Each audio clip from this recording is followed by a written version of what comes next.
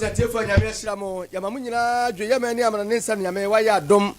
Yewrade Chiansuru Nyuna Jo Yababo ni nyina de fa Afrikase so 96 points and Samudo de Breme Sam for penny openia po ahina be de chebe ma brampa daroma womna ku cheni nyina de agu nkrata so ene anu guso yakasa sisters asonaba ene won meka ho obi aso yana fam de kama sabeya ba bia wo bia no betie yen na wasan ahwe yen en Samudo de Breme na nwumrei nia edi makotene bi enie Jampong asedro oman Ghana process adwumakuo odano no ode adesrade ato oman process adwumakuo adwumafo nanim se wono entu anamo bi ayanamo bai anwumrei yebechirechire mu ade amamo sanso na Ghana Companies Excellency John Dramani Mahama ene wode pickers makuma wo ha ade ama police for no aka kire wo mo se enya se me de ba mo kakao mo fa mo adwuma emu kire mu yade bremo na yade mo bakọ apoye mantamu na asokore abuadua ane yade mo bakro Yose said the Oko Asokore Abuduano enter chip compound wo ba besi bi ade amon for said the beya pomdimu nsemo no ebetimi adi emu. Nansen yabo mama ne dada say yenua sentweni ba ko adumjafo birim no ma ye ne ayaka wasemo a Ghana Companies Excellency John Dramani Muhammad atudwa chem say nyame ne sentwefo de wodo saka wo mu a wodo saka nani eye ne de pa so medi sauru kasemperifo atwo masensen yade mu nkiremu ebrem na enei dwumadie bi akoso ama Ghana Company abedi akire Professor Jane Nana Opoku Agima wakwase ade chawpa ani ade srade ma Ghana fo nyina anesa ya wose proya ne kankan ni dwirim sesei edidi Ghana fo ase ase pa asa de ase bi kaka edokro kwaba ne ase etibeya yansachira emfiri ho okọ man mra shabeja fia don kuma omom de atudwa chem se wo madi mampani wura mahama ho ya papa fi se wo patumi ko ofa so okay so me bag alam se metu ase nene no wada no nkwanta no womdi no monte ase ye dan sum nkiremu ebremu afei yebekọ eye ensemfoforo mu na yebekọ adwira eno awo atoye mantamu na dwira ampansia ane yakro eni nyina ane sai nananom ana afeso NDC executives wamoto mo na sifam se trawo wamoso mo toto sra 9 months for no aban mo petesre emfo mo mra ho na omode wo mo ba ho no baboa ama galamse akoso opom ho no ano atimi abrase obusua rawo sama yaka wasam de akire mo eya sante achemagogo petenyina ase asreme mani a wo ato anan wonse posifo se da bi wo mo ntiase wo mo ya asem hwehwemu ye ne ye sentwe ne prince kwaku babebon komo ne wapem so akodo de mu nchechire mu amaye ebinum kwa ka we ho na busuafo anwumre yi don hwere ba ko adi anim no yaboabo ansem we nyina no se kasebo de bro Lawson 96.3 FM so and a Lawson television so so ne ye ka wo se kasebo ebetwa ne ho sate afa eye abefontentan kase so Facebook yebo Lawson TV bo no sha no mo a ya no like no share no ja comment na ma ye brepemu ye be ba fane akenkan nyina et amammo ehonom yani anwumre de ka kirema egun samudo we nim nyina ho asew eyamosomfo akonnoba opokunya akon mene mo fa ase barima ba kwasinti amoa to sedes power wa mene mo fa afi nya bere na senate obase enchechiremu fa emfa emamo Ghana Companies Excellency John Dramani Mahama ene wadi ato aposifo nyina anim se nyame anim ye aposifo botai kase pa ne se wo mo bo nipa ene agapade ho ban eduru ba bia wo mo haw kase pa omuomu eye ka wo mo de bekoro ato akwa na nya asem na akọ esramu asem bia sia mo amia nkwamse nika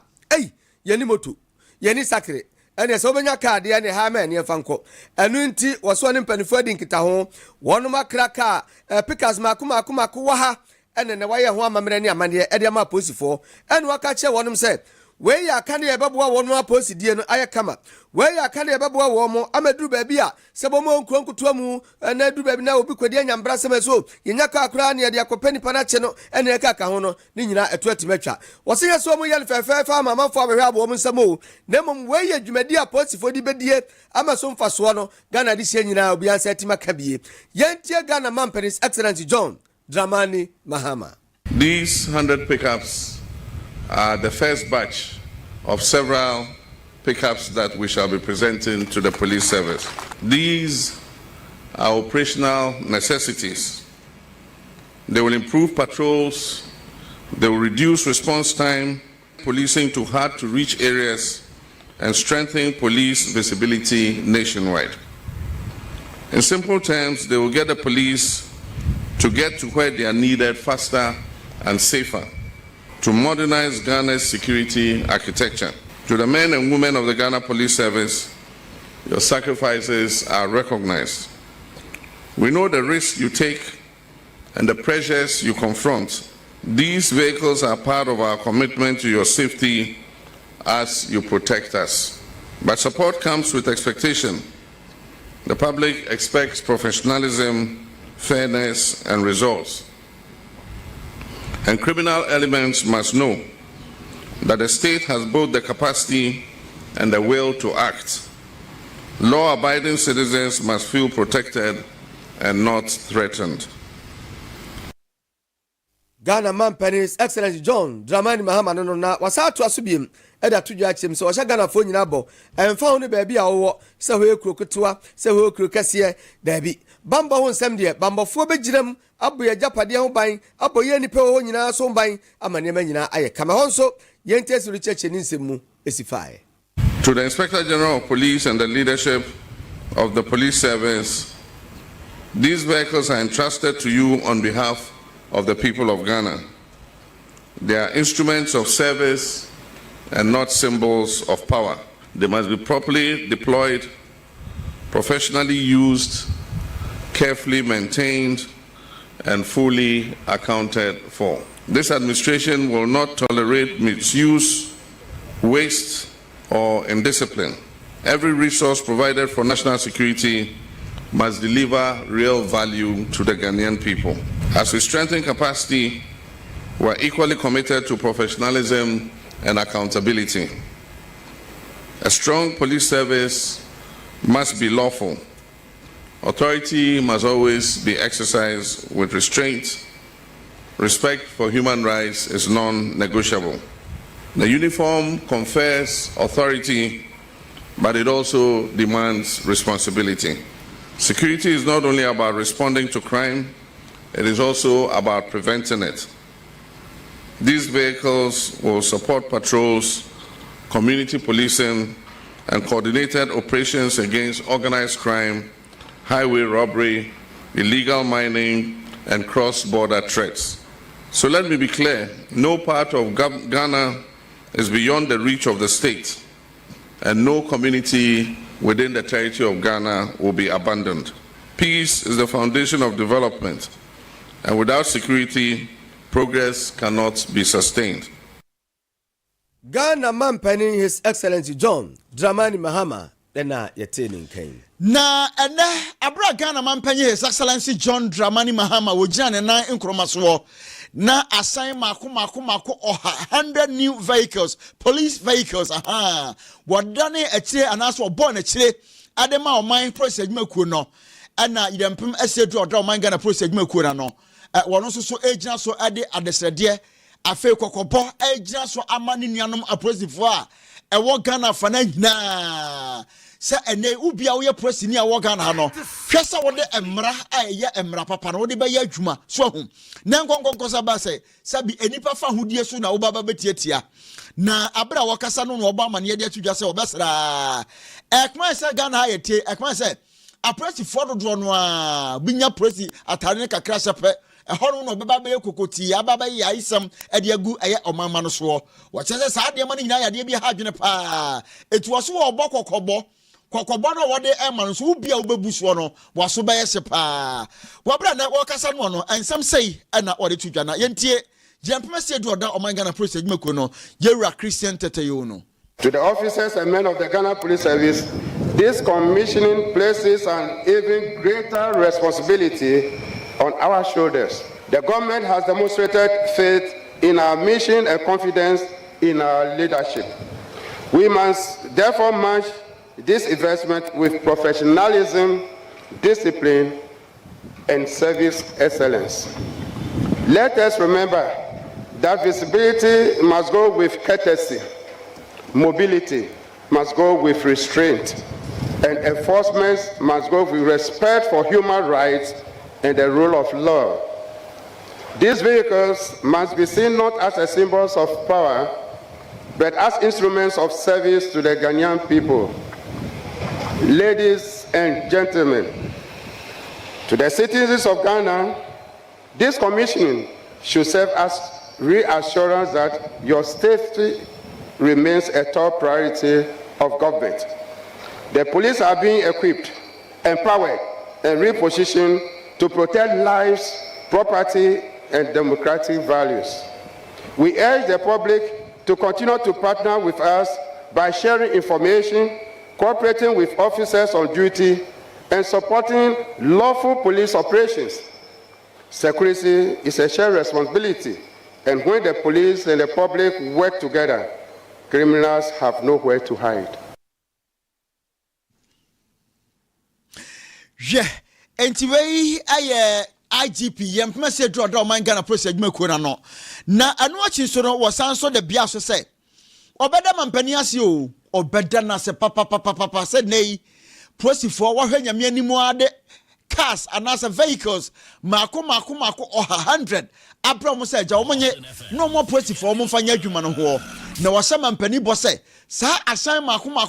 ha o mampani di abra obo no wo mbehwe so yom de baya adwuma pa aboa amagana no so say no kan ye yentie yempema sietu yewura Christian tete yewono. These 100 pickup vehicles come at a time when policing is evolving rapidly and the demands placed on modern law enforcement have become more complex, more mobile, and more intelligence-driven. Crime is no longer static. Criminal networks are agile, highly coordinated, and often operated across communities, regions, and borders. To respond effectively, the police service must be equally mobile, visible, and proactive. These vehicles, therefore, represent more than logistics. They represent reach, response, and reassurance to the good people of Ghana. They will significantly enhance our patrol capabilities, improve rapid response times, strengthen rural and highway policing, and deepen police presence in communities that had for far too long been underserved due to logistical constraints. From urban centers to remote communities, these vehicles will enable our officers to move faster, patrol longer, and respond more effectively. Your Excellency, since assuming office, you have consistently emphasized the need to reset our national institutions. Within that reset agenda, security has remained central. You have often reminded us that His Excellency John Dramani Mahama approaching for assign Maku Bobo chire de mo man process adwuma ku no enum nkomo animu aseda pie ana yempema se to yewura Christian tetayo no na o chechemu afi so de ho nsem bi eto edwa no abusuafo na no dwada ene beto dwa sa odo ne chire ka so new market ya ejatom ena bambo dumjafo dimrika no ono makro wo makowi mafam di ombeye ene enu asentwe ne wo class media ho bema wono so bomode na ko samuado one so wo video de ekoso wo video bamba ifo ese dunja fo ese ehene ha ada na wo video ani abusafo enso bro a wo se aburo kase pampam me wa ma hunu video ni bi yenua BKB chese wonu de asem ye kira ama ye hu de ekoso nyina ama ye so bo mamane wo mu siba mu owura yi papa efiri wono panin kase wona dance ntwefo dwuma de ano won so ni ntwefo hia de atodwa achem se wo ka che Ghana ban ni mpanifo so madaroma edumjafo ye o me katebone mbaba fra dodo mu di sanya brasem no sempanifo antwe o maso pa de baba da chenye ye ne akra Lawson Africa ya kan bia se Lawson de kan de santwe ni panin kan no hwe mampanyina tie wetie na so pamene wakwansa hwe ewo ye nuanom GBC4 GTV anu agina Africa no de atodwa achem se wo boni dawura kire bambofo nyina se saudon saka sentwreni a wodon saka no mampani wura mahama nani efri se dwumadi ekoso nyina ye sentwefo ne bo ho dawuro TV so radio so emye hunu ni nyina nanu de a wose wadi afia wo kan wasemi enye sentwefo ne kan wasema ebeda kura nkrofo aka ebinim kura refi de ba ne sen eno sabe dumjafo mo ko buru sentwreni sasa de muni no kura sabu ni mo bi kura na ko no bi bu no ase etemeje no enti do me ye no sa nipa na di sa ru kasam nyina ya twom nyina dwumadi asensen eno se no kwa so no pepepepe ne mo ka kire bambofo nyina se womu sentwerefo a womu nuanu no womu atani atekenkenka womu nyo basabasa womu nuhuna womu popo womu no kamam nya baako mumu bo nipa ene japade ho ban ene sentwerefo so de nsem etu omamu nyina atudwa afa kwaboro saase ne ho ye wahi anase dwuma wo ye na ya ho ya erisade ne womu nyai womu hwe kura na bi asibiem yentie Ghana man pani His Excellency John Dramani Mahama. It's coming from the fire service. Your Excellency, your take on the attacks on journalists in this country? Oh, well, my views on that are known. I'm a journalist by training, and so there's no way we'll countenance, the continued assault on journalists. We've been in touch with the Ghana Journalists Association on these issues. We've put them in touch with the security services. We need a reorientation of many of our security personnel to understand that just as they are doing their job of providing peace and safety, journalists are also doing their job of informing the people as to what is happening. So they are not antagonistic to each other. Indeed, they are both serving the same public. Exactly. Yeah, so we're working on it. But occasionally these things will come up. But when they come, they must be dealt with, as firmly as possible. The Minister of Government Communication has taken it up. I think the officers have been identified, they've been interdicted, and an investigation is ongoing. But we won't countenance assault on journalists. Yeah. Ghana man His Excellency John Dramani Mahama no ntiyenua Samuado sena nisika hye butum 12,000 enso wo hunu te dia 120 million ti ba sa kiri no obi afa ni nyina waka ho asem man pani so mu so ye nhwemu o ma di sauru kasem de ntia mo yesa da che ho sempa ebetodwa ye de beto mo nso manim nti yabo no nyina no omo se tu no butum so wo ni sabo na ta so ha na chese se person ni so ba kuma se ya na se usi ya first tikaje tia no na akronfo na ba he akronfo bo na no sa akobo ba bia usi ka se mti kai no o meyi ni one time ina sika de ante se ni butum ai no ye business wo ye ane na ye nto akasia no so na adesma ma ye nko yanim na ye ko eye gomua eno ewo emfifi mantamu na gomoa yedui ni nyina no eye national convention Ahmadiyya Muslims mission wonom enhia mu kase ekoso no ho na wasase o ama ye kasai mampani abedi akire Professor Jen Nana Opoku Ajman a wodnanim onyam akwakota adwumadi na ti fe kama ene ohwe nhyiamudie no a anintie ne atwotwo wuru ekwase bia nyasem kuma kora na Ahmadiyya Muslims wonom enhyiamu a afi wonom de asese so no ho no na Professor Jen Nana Opoku Ajman otwo nsa de frɛ no okoye ade na no di nsam kɔto twa na oduru hɔ no no ana wadu tudwa sɛ ya adwo Ghana ha yetie yi sɛdeɛ proya pa ne dwirim ɛdre yɛse atete sɛ kaka no ɛyade bi ha dwire o proya pa ne kankan ɛha Ghana man papa etu obɛsra Ghana fo nyina sɛ firi sabre yakɔ no yɛde ho dobro proya ne kankan mu a ya nwene ho ne nwene ɔman no ho ɛsan sɛ anya hwempo no aya oman bi ha friends Ghana o na wakasa no ode tudwa so obesra sese ba bi aduru no proye ne kankanti Ghana he ya kwa chi he dasani bo man ne kro no dasani fo man ne sika wonwene ho wose we nyina ya de bi ha dwene enti ya hwe ne yantwe ho mfiri ho yentie Professor Jen Nana Opoku Ajman ne nsam ne na kokobɔ ni bi Quran 30:41 tells us, and I quote, "Corruption has appeared on land and sea because of what people's hands have earned." End of quote. So he may let them taste part of what has been done, and perhaps we may return. End of quote again. This verse reminds us that moral decay is not accidental. The verse calls on us to reflect, to repent, and to reform. As citizens, we serve our country when we stand for what is right, speak against injustice, and uphold values in both public and private life. And it is within this moral framework that the government must also act. Therefore, our administration has taken steps to strengthen the effectiveness and coordination of the Attorney General,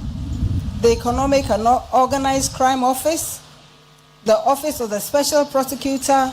and other institutions. Our commitment to justice and transparency remains steadfast.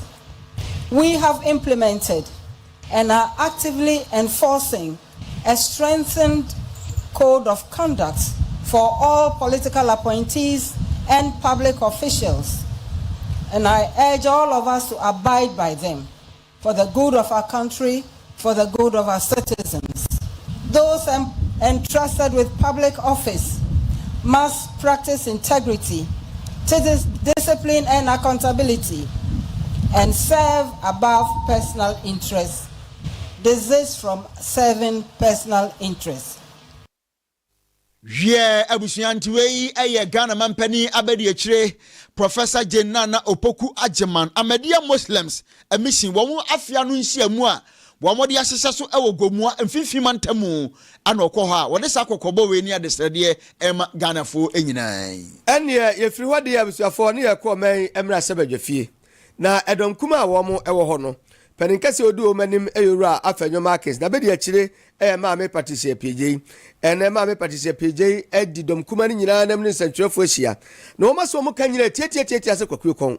wo mo se wa bra na mpanimfo pritumi na owura mahama opeso be mampani no oba pro no na du bebia ne sema no kanyira ne se hwe se nyame ya adum na Ghana fo to obama no be mampani na galam se oh wo ekwa tietietie be odi betu ase kura amane manyina ayekama wo ba yei wo mahwa gunu se enye okra no wo hwe afa kura ne nsuo seye afa na kwa ebretuo eseye afa na koko enkrofo tunu nyina eguo afa na chese amanfo ani abra garai wo mu dini sey nyafu o se na anu ade wonka amanfo ya mfia pimienu ane aduonu numboso me nwatwe da toso ensia Ghana ade hia kantinka enwotwe a adupre wo mu kwanhie woni nyina na ye galamse unsensem ya o kwa papa be faso na suna no de amampani wodi na fe ba ko a wo kan nsem galamse nsem no wan hyeda anko bia de okekaye no nya da na sabe wo mu edom komando mu se dabi enkoyi etinye sabe amampani ebia enkuguo ene wadie e galamse etuo no so nebom wa chese wa bugana fo nyina se sabe obi anim hwe ensemo ka wa twatro kase pa na de acha Ghana fo fi se wo ka so oba obetu ase oba ye wontim nya ho hwe wom de afini sanko betu bibia ko mahunu nemom de nam ne de no enkoye kura yentie maame Patricia PJ ne ensemo waka wabra wo mun sentwefo hia. On that fateful day of 6th August 2025, 8 citizens of Ghana, including 2 top ministers of state, took to the skies on a mission to confront illegal mining. They never returned. Their helicopter fell from the sky and the nation mourned. This tragic incident should have strengthened national resolve to defend our land, our water, and our children's inheritance. Instead, Ghanaians watch a government that speaks against Galamsey in press conferences while allowing questionable incentives, weak enforcement, and compromised supply chain to persist. This is not merely policy failure, it is betrayal of public trust. Illegal mining continues to expand. Our water bodies are poisoned with mercury and cyanide. Our cocoa farms are destroyed. Our forest reserves are vandalized. The Pearl River, our Cobra and Brim increasingly reflect national distress and institutional weakness. As we speak, many parts of Accra are without water. This is happening alongside increased tariffs. When institutions meant to safeguard our environment are subordinated to opaque arrangements, what we witness is not a decisive fight against Galamsey. The tragedy of the helicopter crash and the broader damage of Galamsey demand accountability and reform. Maame Patricia PJ ene atene ka wa mena so wa wosinya me ne owura mahama baaye afi ba kunie se Ghana for da no mabode o mani o mentete ho fisa woda katawa nim yenu a ai asome beto anye wose sa bre wohwe mu a akronfo ma moyofo amagedon makuma besa hensia aduonu nwotwe 628 cases armed robbery nkurano no afenkrofo mu di awuo enso obu nkunta we akokum we say enso makuma ahasa aduanan 340 murder cases echese wose we nyina kire se bamba ho nsam so no owura mama afe baako enkwaye kura wose etie ma me Patricia APJ.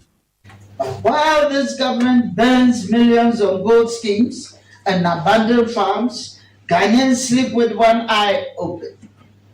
The security situation has deteriorated,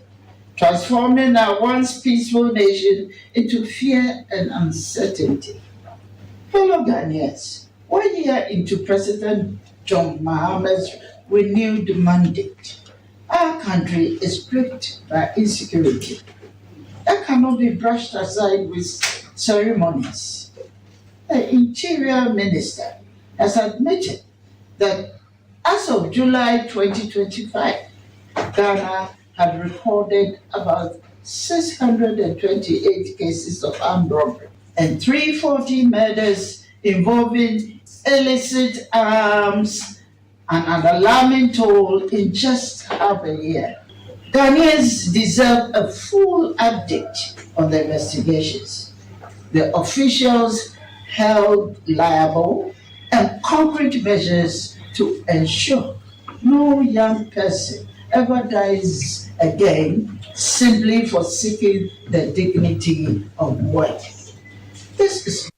Abusuafo wei mame Patricia APJ ena yete ninken. Afei yadaso a galamsey ene emu enkomo abusua de bia ka do radio so ni TV so se galamsey haye o imum ye nya wate ne ye gya ebebo ye nyina se he esuo tanopa ne esuo ofen wukohu ani se atantan akwakwa ese sabi yanum ti no tan ni nyina no aye galamsey activities ya se age ne home na age ne hu nsire ne ewe mamu mumye nya na bebo ye nyina na enai de galamsey no akoso no anipa bi mpotwa didie wo mayere mu wa se ya no mo science ase wo mo science nkwa ebretuo no ho no sa ye enkofo bi so wo so mo giga mo twa ntoma si wo mo science galamsey no wo mbehe ama ya bre ano ase wei aye divisional chief ono wo ampesie Nana Kwadwo Mensa wone NDC executives a won mu ewo dwira ampesie ewo Western region atwamantemu wo mu no mani abra wo mu toto sra Ghana mampanyi John Dramani Mahama se wo mo sra mampani ada mampani ama nine mosofo ene national security operatives no wo mu nyina bomo emfa mo mra eye dwira ampensie ho no mesan sa hwemu a sadia galamsey koso ho no gene ho me na dodo sam nti wo hwe Lawson TV a ana ya di video na to so no nti wo kwa dwira ampensie ho no a se na galamsey ayo mo nsase o awurade yankopon na anomu ana Nana Kwadwo Mensa ese wo besra se aban ma no ho anya ha na wa ma nine mosofo ne national security for mpani form ho no a wo mo beden ate o mani no na o mu nso nyina adane ateche Nana Kasai na yentie Nana Kwadwo Mensa nensam ne bi PRP no omo bai don prospecting lands the trade na yakko ma ne on so mo ni pie am di adwuma no nti ye so mo famre ebesi ne be bo sumi sia sa duru omo amfa ma adwuma na ono mbusu ye ebesi ne obi amfa ma omo amfa ma trade yakko omo se paper no omo ka mo omo de beba ebesi ne omo amfa ma say this year ehu ya nya hu yipi because senka yipi omu a mo yipi pepa bi da ho oba oni kuruma ne tenase aha ya musiye mu nkwa ha we yese yenye se we yese yenye se ne wa tenase no mo bom no bi an tenase oba am di pepa mbe kire so aban de amano ntaya na adi mineral commission fo ho ya because nka mineral commission mo di asase mo obi se mutu ya na mon mo di ni pakwa na mo di asase ma ne ba kuro ne so na na aban de ha ma so ma si so ma ya adwuma oti dia na mu hia edia hia we hia we ha mutwa ha no bon oti PRP bo mbae no omu paper no de chese abande amom ye so mko form ipem ebesi ye hu tete bia abusu yo maju so cooperative mining no President Mahama bae ni odi ti dwa no se galamsey paper bia de wagu o hwehwem lebum ekwan befa so a won say forest won say isuo de obama ya in cooperative mining nti anu bom na ye sra ban say sa cooperative mine no nke ya asase kakra aka no omo mu a me yanse nsan kan bi me yanse mfa hwe yikuro abusuani nipa ekwohwe no tie no eye nana kwadwo mensa wa divisional chief ewo ampensie dwira western region asam ne kan yie na no se wie no a ana NDC for mpanimfo bia wonom ewo dwira ampensie eno ewo western region honom ensoso ka sei na moma yentie woni yeni me se abanya sisi galamsey sama mo bia anya galamsey na emom ohwehwe opepes na so di mo kura na cooperative mining ana ode baba nti yene ye wa ina nke yatwen se aban di cooperative ne baba na nke krom na nche no mo an sebe ba bi anya nsuo ho enye forest no na nke obi anso sebe anya na no aduanya dia sebe onko bokro no na so ye hwa China foi ana o mabubu anko be ho no mo sei no tese o ko se atwa China fo nko a no mubuo na ba den se o ko aboko o ko akoya dwuma akura na ansa na be ma akura nko gise budo gise o charge o diska tu bia go akura so de besi yansi ya pese di osi adekezo no di besen si ha company ya papa ya okofa nkofo bi bai ama krobi e wa ha ye frɛ ho adekezo I wo the same municipality in my constituency mu e mpese be sei tina ya masumbia baboko aye ne aban ye dai e ka ti esra aban se de ye kan de ontie because youth ne de o mo ye dai e kyekere man youth ni nya adwuma nye sisi a wo hwɛ de asi wo halimi ya enya asamketwa se eja mu ma omo a anka ne ye beti kro be kyan adekezo de ya sabi esi ye ma ne ma hyehye ne tutu abusia entiwei eye NDC executives anasa mpanimfo a wonom ewo dwira ampansie na wonom soso yeti omo de omo so omo de omo mpa galamsey ewo mu krum na emomu no community mining no omo hwa ni mu sa ban ne de baba o de ba de a fine ene sa na aja na omo chechem bi e de ekere ye ne no abusafo prem to break asebom ya ba amane asa odo ani kira asante achem agogo assemblyman ono ewo petenyina se electoral area wa hye ne ho akonfo ma ye kan ho asem wa abusafo anwumrei se de amanfo nyina asem na sia kom gezegezem asie wo mo ya bis na sabi abrantie adeba ne sei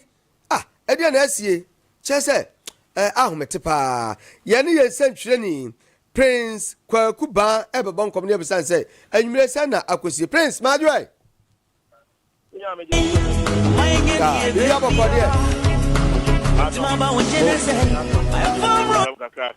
That's right. Wada Roma, yenua kwabra sei. Abeduru anwumrei, efire prem to bre no ba no abedu samre, ubre waso ase anu nkofo bonko ma no. Se no atenemom, wobu ho asemi wonyanti mu ye. Eti boyenkyeremu kakra firi awia ne se ne ba na anwumrei fa ne abato aso me why? So di kaka no ye munchi mu sede obi ha no nyanti ye no enra anwebe no wotwene fa ewlamu no nkono ne nyanti ye se assembly man one of the energetic humble assembly member ewo 26.3 electoral area obi pie wa santi atema gogo a ye brono ba ko a ewo asanti atema gogo ha na abawo a wodi infie no abienu nkono 29 to 30 years yenka mi siemu ase na wakonfo ya and correct also and now it could be around if you team nice or the electric iron and be changing be as a ceiling fine who can you at the asana corner nothing and fire coin and you find an answer me I Lawson FM 96.3 I'm not say as an uncle for ya in there say a DNA can not share now make you share one for the intimate who don't feel if the obi entini ti mo di anese apetenyina se assembly member abamo di fi na di no nkro e ko na bi asaso no ase no akonfo ya ni so aso nyina se ene anopai no otwe no nkono wura mo du baako e ko police station ko bi so mo saso omo na no amofa emu no ko pie mo agro Presbyterian hospital na munti mu bia no police commander e bi san se openi down kwa wadaro ma senate police commander me nyantie se the assembly no emu awrem kakra na omoka se omo maye ntemu papa bia anase omo maye idia because of security reasons you know we different work kakra and the police commander amanya ntie se the asema kwa you know akoye to of nanti grumia wo fasin na ne ya wa mi so yi ta jo sre ya the drop wo ya kuma ne ya kuma ntie ya mo ma no the asomna awrem ne mu ya na omo ehwehwe mu yibisi bia no ifi ne kwa kusi na otie so die omo de omo nanti ni to form na so mo ka so mo ma mu si mu bia security reason na de be banye ne mum no yes enchiro foi yɛde ano ɛne yɛaso toto fam no ɛfiri anɔpa na bɛsi ɛyɛ anwummerɛ yi deɛ ebinom ɛka sɛ aberanteɛ a ɛfɛ no ɔnabɔ disi sɛbi ɔne ne namfoɔ no pie no ɔka kyerɛ ɔmo sɛ ne ba ɔne abaayewa bi anyam a abaayewa no esie no anaasɛ bosome no bɛyɛ mmiɛnsa ɔkɔ afuro ɔmo nhwɛ ne ba ɛma no ebi nso kyerɛ sɛ ne lecture area ɔwɔ no obi bɛyɛ project bi wɔ hɔ na project no ebi sɛ ɛbɛma no ma so ebi sɛ ɛbɛma no ba so ɛno nso kama bi na pressure de baa no so a sɛbi ɔkɔyɛ deɛ na ɛnsɛ fata nti yɛde yɛ aso toto fam no deɛ amafoɔ rumors amafoɔ kekɛka no ɛyɛ bi no busaa no sɛ mu nsɛm mu ɛbɛ fɔre no na sɛ de bi ka sɛ wɔse wɔbaa no a wafa afura bo so mɛnsa nkurɔfoɔ nhwɛ no ma no wɔwo a na kyerɛ sɛ wapra ne sɛ wɔkɔyɛ biribi anaa sɛ nua wotiatia mu deɛ ne sɛ ɔyɛ on the 1st of January no ne sɛ nkɔmmɔ a ɔne manfoɔ di ne kyerɛ sɛ ɔbaa no a ɔne ne kyia wafa afunu bɛɛ bosome bɛɛ ɛsia no ɔmo hwɛ ne ma de ne sɛ ɔmo si firi wakɔ no ɔmo ne kyerɛ sɛ ɔmo ne nante kyerɛ sɛ ne sɛ ne kasa biara sisi so ɔka eya na waka bi na ɔyɛ ubusa na sɛm ɔde ho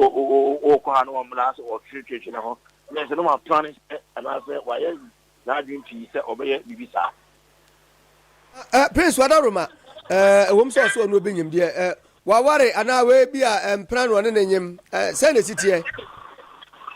aberanteɛ Dixon ɔnabɔ yɛayɛ kana sɛm yi ɛne obi a wawareɛ mpra twe ɛna ɔne abayɛ ne twe ɔno nso ɔnwo da na kola anaasɛ yi sɛ ayɛ kana sɛm yɛ obroni bɛka sɛ ne Facebook me yɛ adom a ɔsue no asomdue ma biribibiaa wɔde ɛde sɛ no anuonyam ɛna aberanteɛ ahoyɛ sɛ nti ɔnyɛ obi a wawareɛ ɛna ɔno ɔnyɛ obi a ɔso wasa woba ɔsase so yo ɛnea Prince Wadama deɛ akyire woyɛ nsɛntwɛni a wɔhɔ deɛ dɛbɛba bia no nyame yɛ adom a na wamɛyɛ so aso ate na atiefoɔ ate wae yɛbɛdi akyiri bɛsi biara ɛma yɛ ɔtiefoɔ asonsi mo yɛda ase pii yɛma abusua so yɛakɔ ɛne hyɛde abusuafoɔ yɛnnua Prince Kwaku Baa wɔn nso nsɛntwɛni ɛwɔ Agogo ɔno ɛna yɛne bɔ nkɔmmɔ yi yɛnto akaseɛ no so na yɛmfa yɛni ɛnkyerɛ mu ɛwɔ apuoyɛ mantamu Eastern region na yɛkɔ asɔkɔre aburodua ɛno ɛwɔ New Dwaben North mɛnsini kuropɔn badwa ne mu na ɛnɛ yi wɔkyerɛ sɛ wɔyɛ amammerɛ ɛne amanneɛ ama wɔde sɔsɔ abɔ fam sɛdeɛ ɛbɛyɛ a wɔbɛtumi asi chip compound fɛfɛfɛ kama ɛwɔ asɔkɔre aburodua ɛno ɛwɔ New Dwaben North mɛnsini kuropɔn badwa mu ɛwɔ apuoyɛ mantamu na anipa ɛnɛ wɔyɛ amanneɛ ɛne sɔsɔ bɔ fam ɛwɔ saa epom hɔ ɛyɛ apuoyɛ mantam soafoɔ maame Rita Akosua agye awati abra wakasa no ɔno no ɔde tudwa sɛ ɛyɛ mampani John Dramani Mahama ɛna akoma so adeɛ paa sɛ adehyɛ wɔn ɛwɔ asɔkɔre no wɔn enya apomden hwɛ papa na nneɛma nyina etimi ɛkɔ so yie ɛde ma mo paa na wɔse sɛ nyame yɛ adrom na saa chip compound yi wɔn mutimi si ɛwɔ asɔkɔre abuodua hɔ no mu a ɛbɛboa yie papa ama nnɛ da bia asɔmpidia na ɛda obi a ɔyɛ ayafoɔ soɔ ɛne a doctorfoɔ so no ano timi abrase ɛwɔ apuoyɛ mantam mu yɛntie sɛdeɛ onumunyamfoɔ Rita Akosua gye awati apuoyɛ mantam soafoɔ ɔde sɔsɔbɔ fam no ewie ɔka na asɛm wada sɔre na ɔpɛ na pomudia enya ɔdane ne ho a na wɔyɛ bi na yɛwɔ hospitals ne clinics but since yɛpɛ sɛ ayaresa bia ana ayaresa edu obi a ho nti yɛpɛ sɛ yɛbɛyɛ cheap campus bebree na nkɔyɛ sɛ mekɔ hospital makɔsa line saa doctor grant me ahwɛ me ɔmo sɛ yɛkyerɛ na memra yɛnim nea bɛsi anadwo yɛba ha na yɛbɛ kati salt na yɛka nyinaa sɛ asɔkɔreman yɛnim na ahema ɛne nananom wɔ ha yi yɛbɛhwɛ so yi 6 months na ɔsɛ me nka nkyerɛ oni man say this 6 months no na manya nurse for ɛwɔ ha na yɛhwɛ nkwadaa ɛwɔ school mu ha koraa ɔmunya crisis a ɛkɔ na no si wie no a ɛna Catholic Bishop a ɔno nso wɔ Kofodua Diocese Right Reverend Afrifa Ajekum wɔno nso so ɛde adesrɛdeɛ ɛto assembly n'anim nso ɔbɛsra assembly no wɔnom ɛnto fence wall paa sɛdeɛ ɛbɛyɛ a ɛnkɔnkɔba sɛ bi o nipa bonfo bi eba be di adusuafo na say enkwada enya ewopom ho no mo eno so o kan say na moma yentie e pana na ebeda danger the man the para e school be bobo ya kwa kutwa kwan mo car ene de kitwa mo kwanhia eno ti omo ema ehye yembo se e to wo e di be si yesa sawo na emnim se ene nananum nyina no e beto akoso na ya koso ne pushi se sawo ne beto so amaso enti ono abo dongo ba en ka chen se e di asase no e de be no emu condition ba ko se e beto wo so enti ono abo senia me no mi enu nyina ya san kraka yidi se be ba so amaso dia ene e clinic beto eno achi nso no dwumadie yase ane apoe mantem so afo munyanfo ma me reta akoso watide sosobo fam se de be ya wo betimi asi chip compound ewo asokore abuadua hodmo no abanka chepanya wono so so ewo epom ho ayo munyanfo samo adongo wono so so eka sei na yentie ono so de amaya to municipality mu say bebi biara contractor wo ba be adwuma ewo municipality ne mo ye nhwe se bi obaye kokofa di free fufuo so anase bebi aba mbebunu na ewo biaye no eye nipa amoso mo hia enyuma aye enti ayi ye no madi hu komo a amoso yakopa ya adoma amasomu akomapemu a ye no mina bebe ka bom na ya hwese mbebunu na ewo mantem ya na eba be ka hu bi ni amo mate asese die eba na ye o man ka se japade aye de bring materials a enye papa anase materials also mu edi adwuma no ombetete so ama adwuma no enkokowie say enti ye die kire your technical team me aso me die kire bi hwe kroma no so mo so kan yi na ene contractor yi na aka bom aye bambo ahwe se adwuma no ebewie peyo enam se amane sie wei aye onumnyamfo samo adongo woko asokore New Japan North Mexico pomba twanimu a wono ane abankra chepanye ho no mo enne so so de bo fom wo said ye ba obetim asi chip pompa foforo kra wo no mo no enum nkobo bi ana ochechemu ade maye no ene yemfiri wa ne mesinko experiment fi emantemu na wonum ewo nkuro bi wo ho kula na yenua Philemon obechechemu ye pa de akire yenya ne tie se akuafo a wo mo ho ne abomofo emza chene hade sedu ba bia so wo makọ abomofo akọ ho bom no makọ so mo kọpẹ nam no matwa yatum no mjejina no na nkrama ginam bi cheno wo ma hyenkrofo ne ma manakọ ye ntokwa chese eni braba yenia Philemon adebuga ademu nchiremu Philemon majoy me pa cho me jo so na what to say me ho ya pa afisia panso afin kombetre wenya so wadi o yo yasi kula esemedi mantemu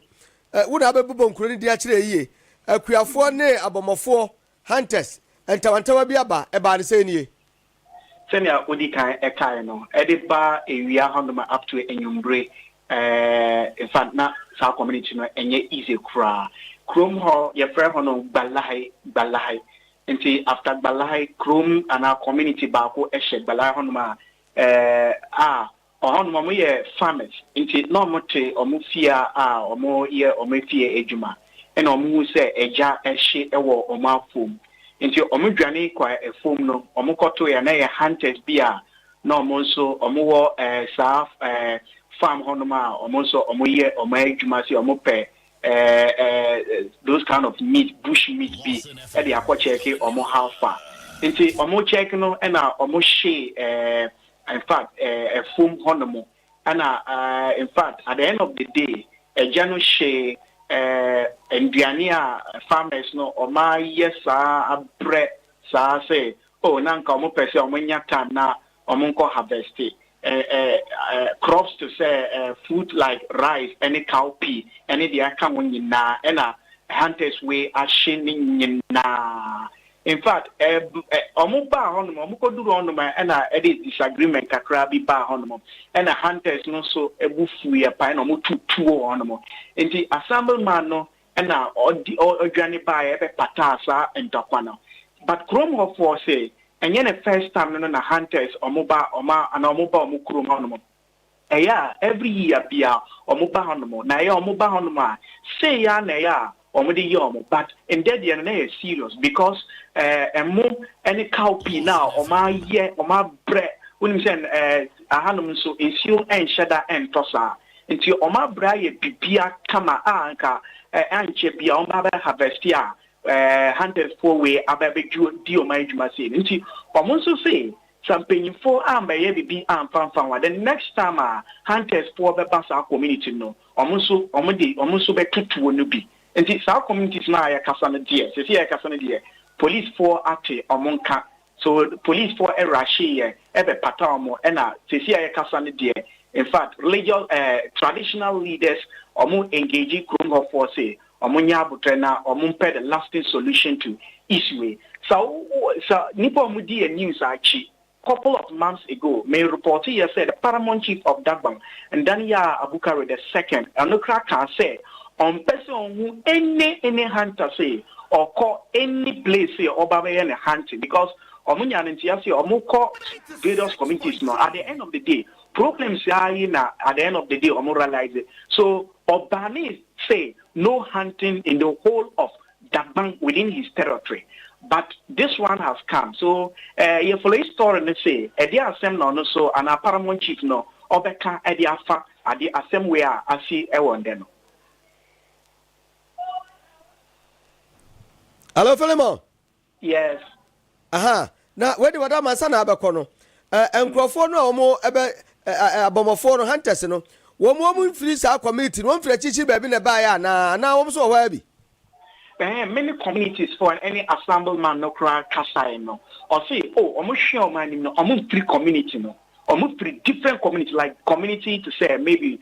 Tamal Honum no almost 3 echoes about our community no and see any community for no booth almost so omunim namwe enti anka omukrom hofo bi na eyes anokra anka at least better chin obia 3 ne krom aba krom fufro na community no aba sign them amom no nti omu free krom ho na se o ma be sen krofo ne makeke edoso okay sabambafo ba ye de ene sabi obi emprai obi anwu basa sabi anko so majojo ano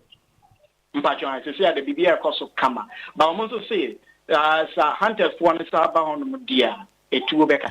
okay na womo niam so ahye no dia na mpanifo aka dia fa ho anti ya hwe say e de ko echina because nema no ahye no dia bebre me ko hu ye no na enye easy cry because somebody can say tamale ha for some time now issue and shadan to the way issue part na aya eto e watamale in fact year we dear no last year ni na dear yan shadan re anya issue pa nti omisi o ma manage at the damp water at the year o ma crops ni na nti ade asi ni dear no is omunya happy kra no kra omunya happy sa wudu ani bubu pa o ensase no be eka be say na wo mu twa agatu mu amde ya chene no ahye nkrofo ni ma say ekes no dear na also but unim say because of year harvesting season no enti omo harvesting ni na ediko gu baby back mu like 1 plot or 1 acres or 2 acres to omo harvesting ni na by one place and omo so she bush na she call duru baby indian no one so it's not like omo she acres upon acres eduane na gu faako like they have omo harvest bibia e dey abegu baby baako and jano eduru hono my version ni na no Philemon wada ma dia kire na de mpanifo be kan dia fa ho se mo de beboa wo mo ma hwere wo ne man nyame ya adma de mu kire mu amaye na wo mo so a asam na to wo mo no wonu wo bon komo me yentie wo mo so de ne kakra why yo matter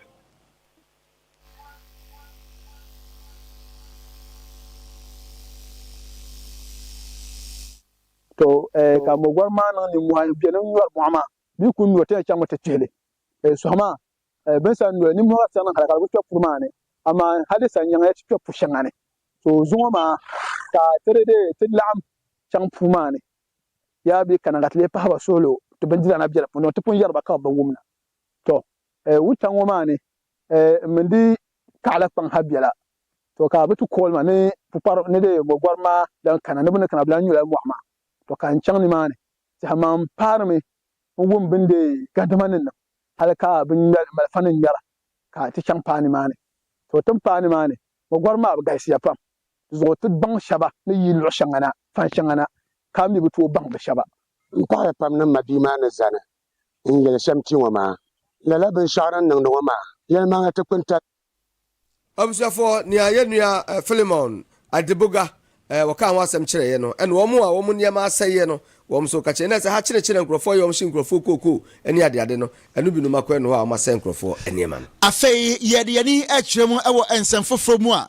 sofo panya wono na da lifetime victory chapel no e wo asroma so kwa abere is mensin mu e ye pastor Adusa Charles ena wode adesrede e to Ghana ahemfo afei empanimfo akabie wo mu nyina ani mo so obesro mo ada Ghana ha wono asundwe nko na ye adwuma o asundwe nko asundwe ye num nsu anopa ye num bia wi anum bia nadwo enso so ni kwase ye man ho kwan ma asundwe na ye nya no ye tra ma nesani bi ebese ne kura na osofo Charles Adusa kire se asundwe ye nya nsi atoto na se na se tra no ma ye ho na ye mantokwa bewurawura mu anhwa de akoso wo eye Tanzania ne Nigeria no ebi betimi ahwe abaha no ma basa no a ede ho kire baafu apa na ebeba yeso a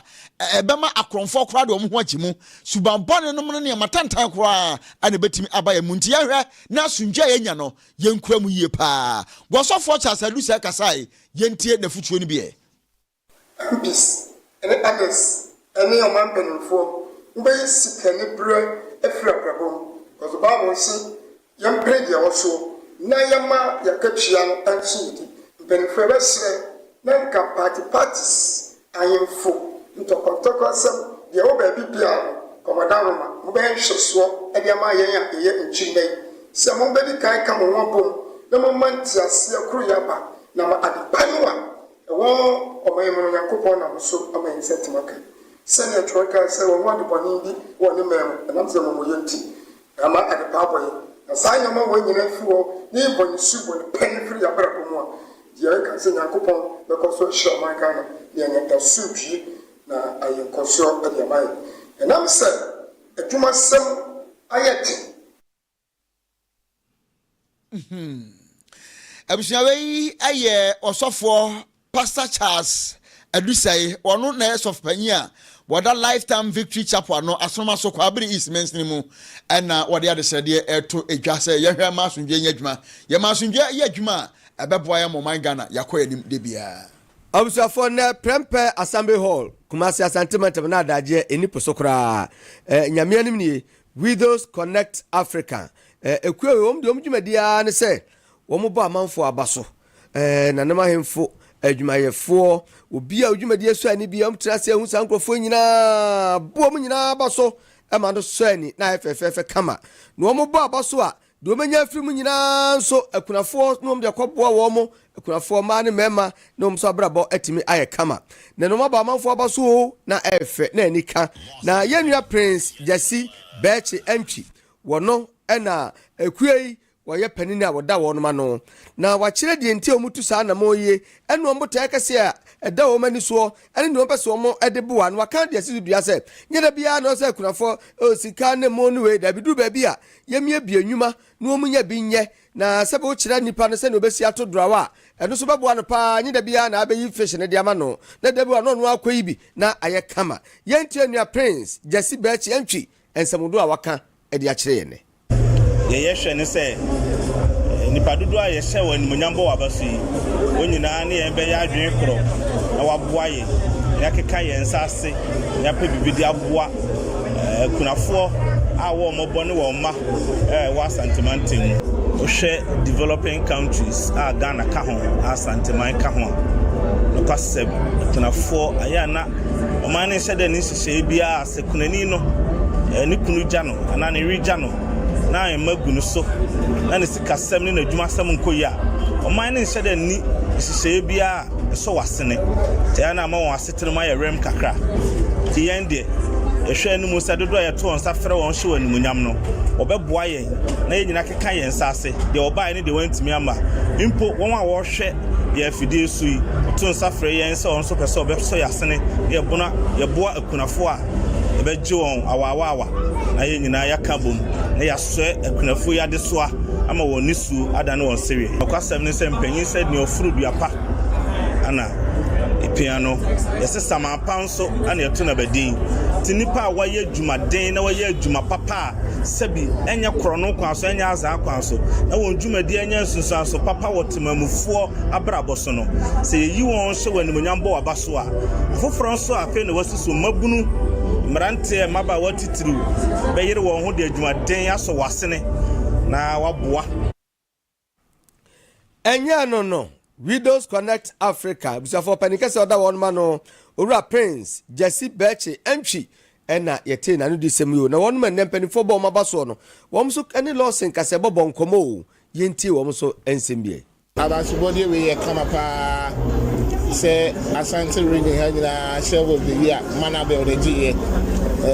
so any pa. It's my pleasure, and also the people out there listening to me, or people out there who have the privilege to listen to me or see this video, it has encouraged me a lot, and I'm going to also work hard. And this award, I also donate and dedicate it to all staffs at Calvin Hospital, encouraging each and every one to also work hard. So yeah, doctor. Odumano and they say what red group and my yarefo. Name it goes beyond that. So betimi and yes it's here yarefo ansem. Obo okra na won here group. Name on kasa de kakra obe ka kire no here fucho bi adema no etima onya hotoso ene akomudi a on here group. Ene ni secret amenne menya say so be HR na be nominate you say be award na nye easy. And HR you man say you may be emu eden and say obi be hu ampa Widows Connect Africa nyame ni mo ba manfo abaso amana e kama wo me bo mo abaso omunya abaso boni bi no onso na e kire o mani je so yire hu ya adwuma na nyame ya adoma brepam wo so ya bo abaso